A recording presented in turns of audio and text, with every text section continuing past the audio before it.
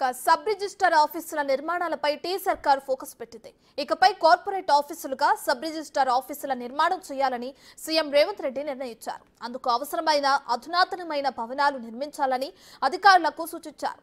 రిజిస్ట్రేషన్లకు వచ్చేవారు కూర్చోవడానికి కుర్చీలు లేకుండా చెట్ల కింద నీడ దొరికిన చోట నిరీక్షించే పరిస్థితి ఇకపై ఉండకూడదని సీఎం రేవంత్ రెడ్డి అధికారులతో చర్చించారు.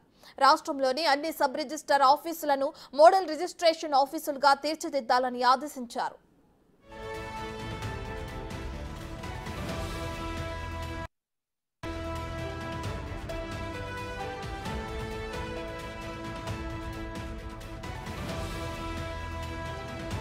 సబ్ రిజిస్టర్ ఆఫీసులు ఇకపై అత్యంత అధునాతనమైన ఆఫీసుగా మారనున్నాయి. గత ప్రభుత్వం ఆదాయ మార్గాల ఆఫీసులుగా మార్చిన వీటిని రేవంత్ సర్కార్ పూర్తిగా ప్రక్షాళన చేయనుంది. దానికి తగ్గట్టుగా అధికారులతో పనితీరుతో పాటు ఆఫీస్ అవుట్లుక్ ను కూడా మార్చనుంది. కార్పొరేట్ ఆఫీసులుగా సబ్ రిజిస్టర్ ఆఫీసుల నిర్మాణం చేయాలని సీఎం రేవంత్ రెడ్డి నిర్ణయించారు.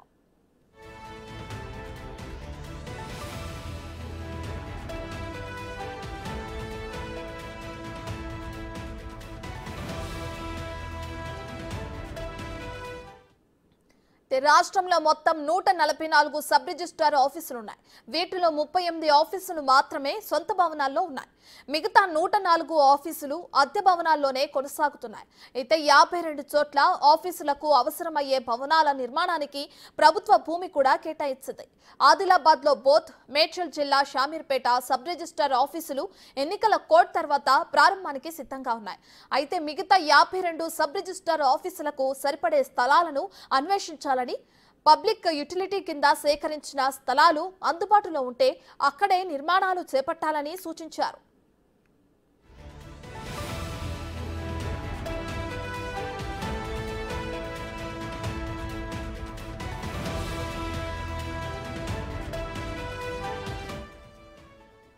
ఇదే అంశానికి సంబంధించి మా డిప్యూటీ బ్యూరో చీఫ్ సాదిక్ మరింత సమాచారాన్ని అందిస్తారు.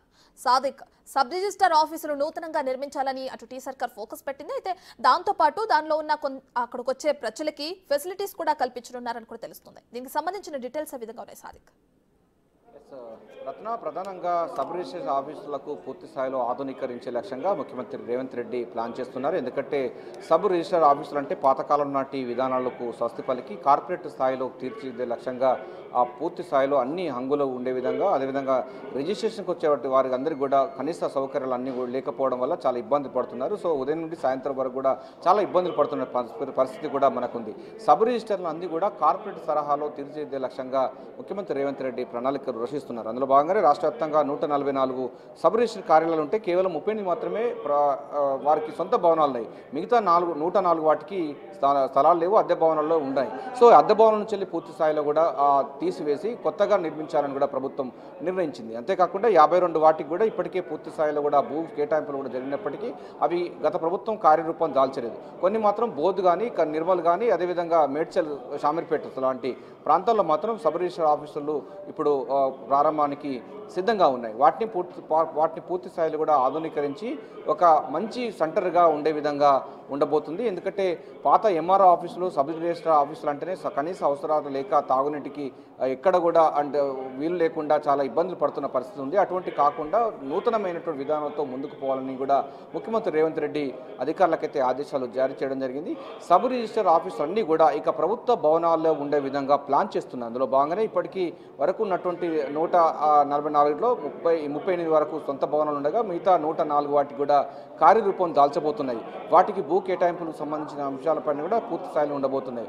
ఇక మనకు ఎక్కువగా ఆదాయ మార్గాలు వచ్చేటువంటి సబ్ రిజిస్టర్ కార్యాలయాలు కూడా ఉన్నాయి. హైదరాబాదు, మేడ్చల్, షామీర్పేట అలాంటి ప్రాంతాల్లో కూడా అత్యాధునికమైనటువంటి అంశాలను బిల్డింగ్స్లో ఏర్పాటు చేయాలి. ఎందుకంటే ప్రభుత్వానికి ఆదాయం తీసుకొచ్చేటువంటి ఆఫీసులు కూడా కార్పొరేట్ స్థాయిలో ఉండాలని కూడా ప్రభుత్వం నిర్ణయిస్తుంది.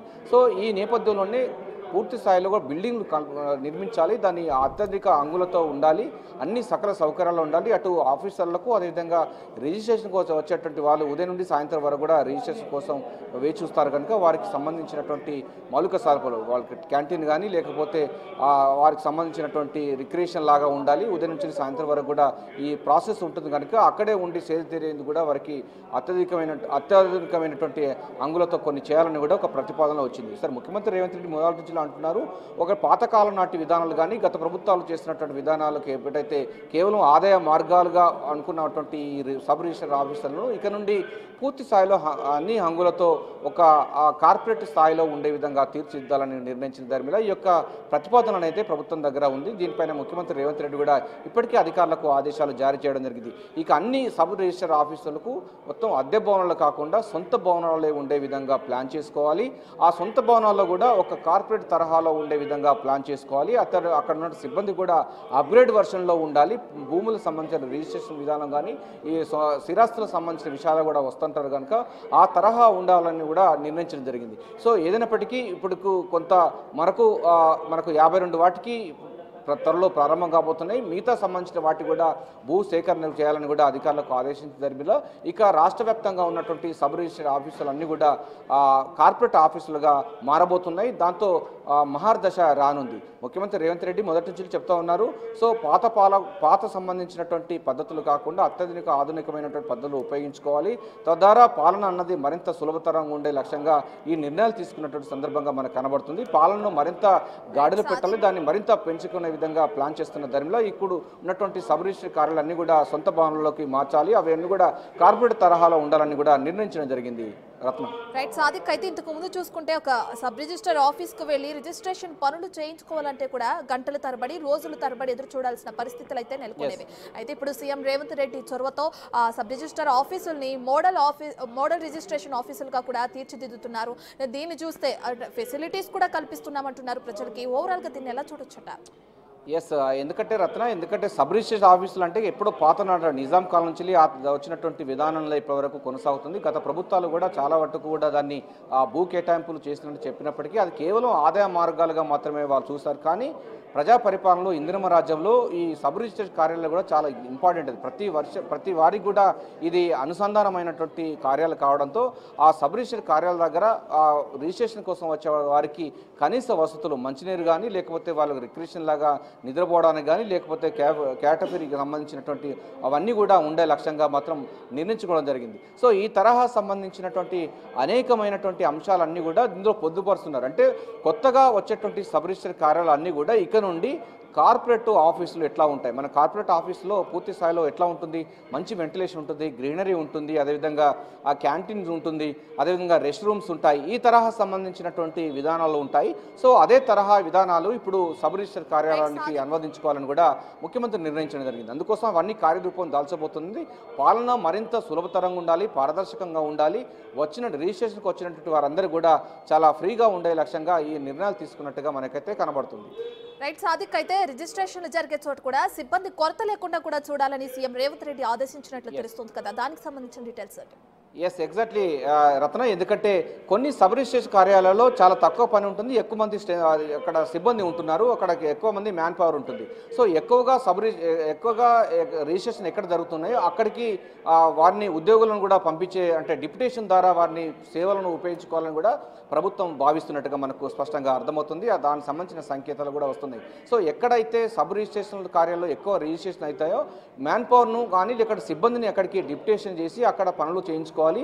తక్కువగా ఉన్న చోట తక్కువగా చేసుకోవాలి, ఎక్కువ ఉన్న చోట అక్కడికి డిప్యుటేషన్ విధంగా తీసుకోవడానికి ఒక విధానపరమైనటువంటి నిర్ణయాలు తీసుకునే అవకాశం అయితే ఉంది. అందుకోసం క్యాబినెట్ కూడా ఇది ఒక నిర్ణయం తీసుకో అవకాశం అయితే ఉంటుంది. ఎందుకంటే ఉద్యోగులకు సంబంధించిన ఒక జిల్లా సంబంధించిన వారు ఉంటారు, ఒక జోనల్ సంబంధించిన వాళ్ళు ఉంటారు కనుక వారందరూ కూడా ఇతర ప్రాంతాలకు వాళ్ళని మళ్ళీ డిప్యుటేషన్ మీద తీసుకోవాలంటే విధానపరమైన నిర్ణయం తీసుకోవాలి. సో ఈ సంబంధించిన విషయాలపైన కూడా చర్చ కొనసాగుతుంది.